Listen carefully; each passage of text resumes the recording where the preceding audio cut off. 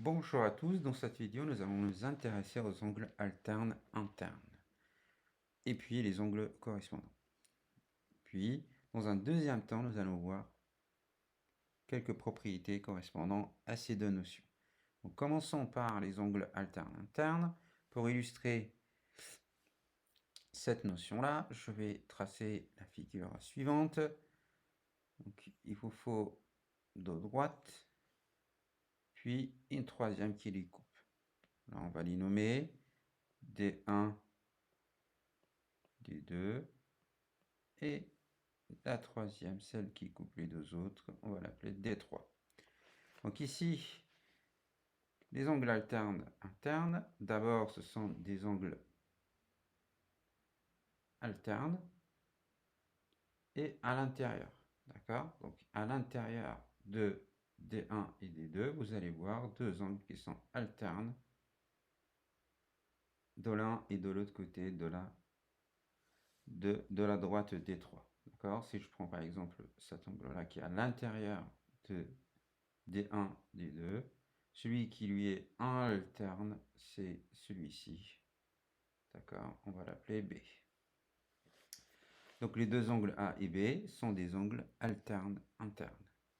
Alors je peux en trouver d'autres, hein, évidemment. Par exemple, celui-ci en rouge et celui-ci. D'accord? Alors les deux angles sont à l'intérieur de D1, D2, et puis sont alternes par rapport à la droite D3, c'est-à-dire de l'un et de l'autre côté. Les angles A et B sont alternes internes.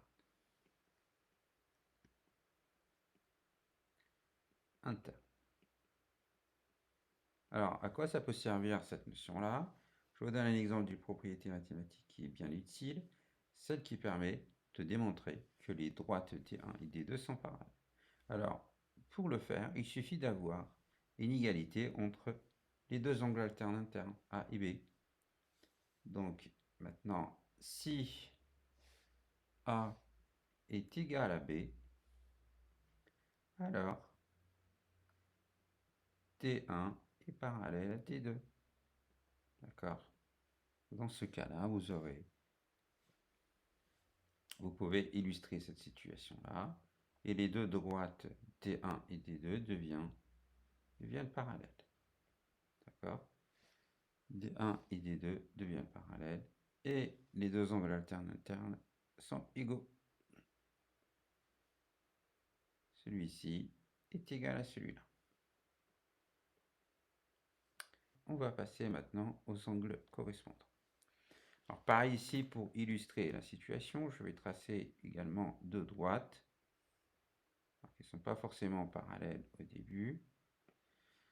Ils sont coupés par une troisième, donc D1, D2, et à droite en bleu, on va l'appeler D3. Donc ici, pour vous illustrer ce que c'est deux angles correspondants, je vais en choisir deux, par exemple celui-là et celui-ci. Vous voyez ici, contrairement aux deux angles alternes internes, les deux ne sont pas à l'intérieur des deux droites D1 et D2. D'accord? Et puis, les deux regardent du même côté.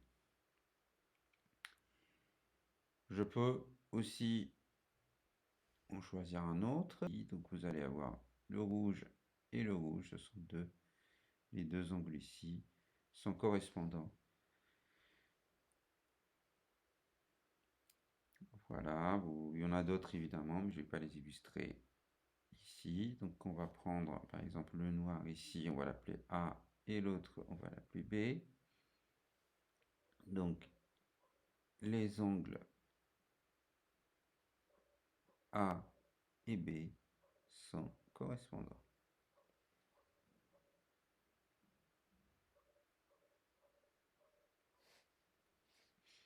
Maintenant, pareil ici, on peut utiliser cette notion-là des angles correspondants pour démontrer que les droites D1 et D2 sont parallèles. Alors, une propriété mathématique existe pour cela. Si, pareil ici, A égale à B, alors les droites D1 et D2 sont parallèles. Vous pouvez illustrer cette situation-là. Vous prenez donc votre tracé de droite et quand les angles correspondant en bleu ici sont égaux, alors les droites sont parallèles.